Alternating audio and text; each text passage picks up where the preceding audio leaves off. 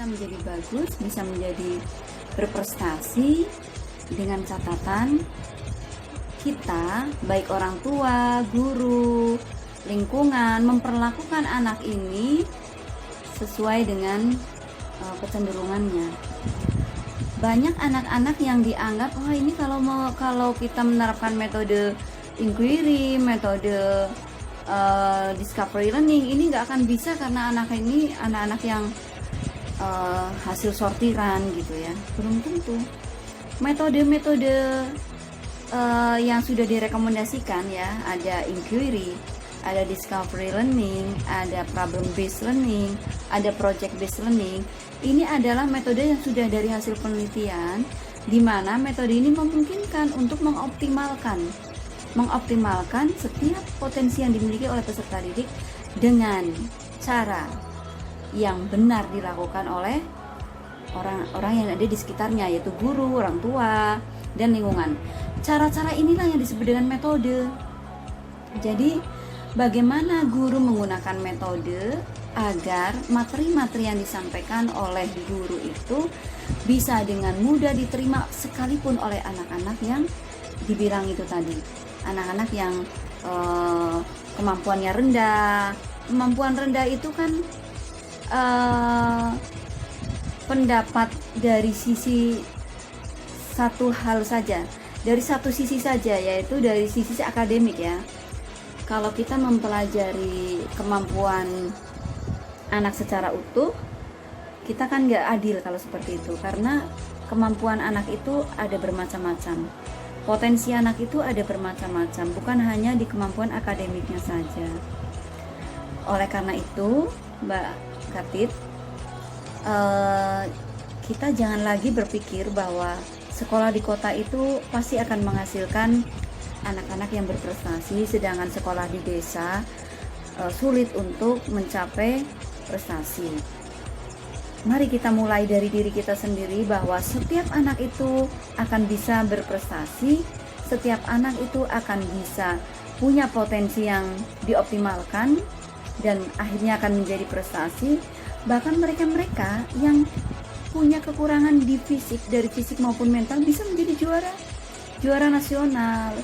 Ya tentu saja jangan dipadu anak-anak yang seperti ini diadu dengan anak-anak yang secara fisik sempurna, secara mental sempurna, yang nggak jadi. Yang saya bilang tadi itu apa yang akan dicapai itu harus dibedakan. Jadi dari sisi tujuannya itu harus dibedakan. Seperti itu. Nah,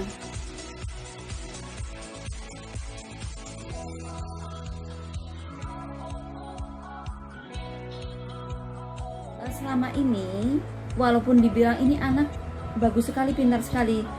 Kenapa dibilang pintar? Karena nilainya bagus-bagus, 9, 9, 10. Kita harus ingat bahwa yang banyak guru lakukan, memberi nilai kepada siswa, ada nilai dari satu sisi saja, yang disebut dengan nilai akademik. Dia atau guru-guru ini jarang sekali yang melihat anak secara utuh. Yang dilihat kadang-kadang hanya hasil ujiannya. Dia tidak melihat variabel-variabel yang lain, sehingga dikatakan bahwa anak ini prestasinya bagus karena nilainya tinggi-tinggi.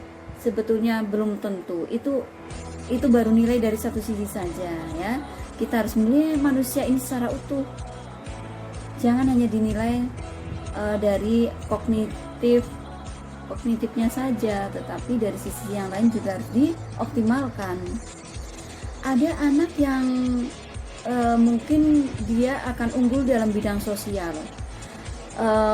kecerdasan intrapersonal ya, kemudian kecerdasan sosial, kecerdasan seni, kecerdasan yang lainnya itu unggul, walaupun kecerdasan matematik logiknya itu lemah, tetapi dalam bidang yang lain dia itu unggul.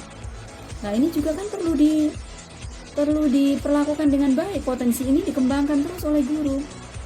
Makanya di beberapa sekolah yang mungkin dibilang sudah mapan, ada yang namanya tes untuk peserta didik yang namanya MIR, Multiple Intelligence Research.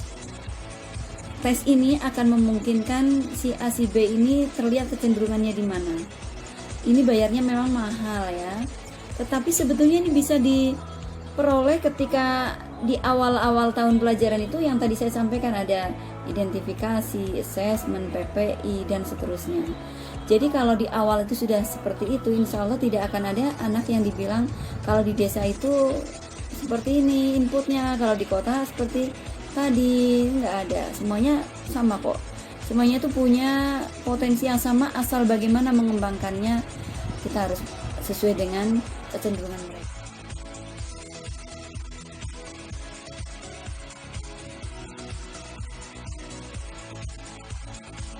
Anak-anak itu memiliki kesempatan yang sama untuk berprestasi, memiliki kesempatan yang sama untuk mengakses prestasi itu, bahkan mengakses pendidikan. Jadi sekolah-sekolah yang sekarang ini dibilang favorit, sekolah-sekolah yang sekarang ini dibilang sekolah yang unggulan versi mana? Apakah ini hanya boleh diperoleh oleh anak-anak yang memiliki nilai yang tadi dibilang tinggi, yang ngambilnya dari satu sisi saja, atau hanya boleh diperoleh oleh anak-anak atau boleh diakses oleh anak-anak yang secara ekonomi mapan, atau hanya boleh diakses oleh anak-anak yang secara fisik mereka utuh? Kan tidak. Sekolah yang unggul versi yang tadi itu katanya anak-anaknya pintar-pintar karena nilai UN-nya tinggi-tinggi, nilai akademiknya tinggi-tinggi, tetapi dia menolak anak-anak yang memiliki kekurangan, misalnya hambatan mental, hambatan fisik, dan lain sebagainya. Kalau menurut saya ini bukan sekolah unggul, tapi ini adalah sekolah yang kejam. Sekolah yang unggul adalah sekolah di mana di situ itu dia bisa menerima setiap perbedaan yang ada pada peserta didik. Ini baru namanya sekolah unggul.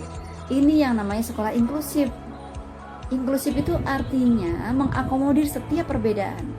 Inklusif itu artinya mereka itu, sekolah ini adalah sekolah yang mengakui bahwa masing-masing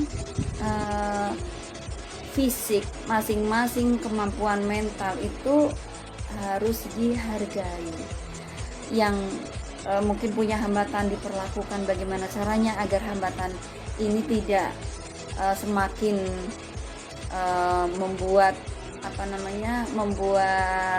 down atau membuat jurang yang semakin kental, semakin tajam, tetapi bagaimana mengangkat anak-anak yang seperti ini justru pada posisi yang meningkat, yang maju, kan seperti itu.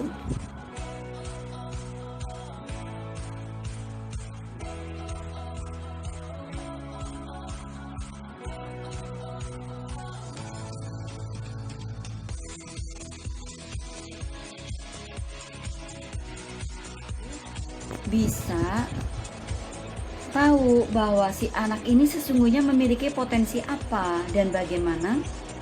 Itulah sebabnya idealnya setiap kali di awal tahun pelajaran, setiap sekolah itu melakukan tahapan-tahapan yang namanya pertama itu identifikasi. Diidentifikasi dulu, ini siswanya seperti ini. Setelah itu di assessment ini memungkinkan anak-anak ini dengan kondisi apa, dia kemampuannya apa, kelemahannya apa, sehingga nanti akan diperoleh keterangan bahwa oh si anak ini memiliki gangguan apa, oh si anak ini memiliki kelebihan apa. Nah nanti akan diperoleh yang namanya profil peserta didik, PPI. Kalau dalam bahasa kita pendidikan inklusif itu ada yang namanya identifikasi, ada yang namanya assessment, ada yang namanya PPI. Setelah itu baru nanti akan dibangun kesepakatan antara sekolah dengan guru dengan orang tua siswa. Jadi peran orang tua di sini juga sangat penting, karena kalau hanya guru saja, sekolah saja tidak mungkin. Jadi guru akan bersama-sama dengan orang tua akan bagaimana memperlakukan anak-anak yang tadi dibilang sangat rendah kemampuannya, belum tentu rendah karena selama ini mungkin keliru kita dalam memperlakukannya.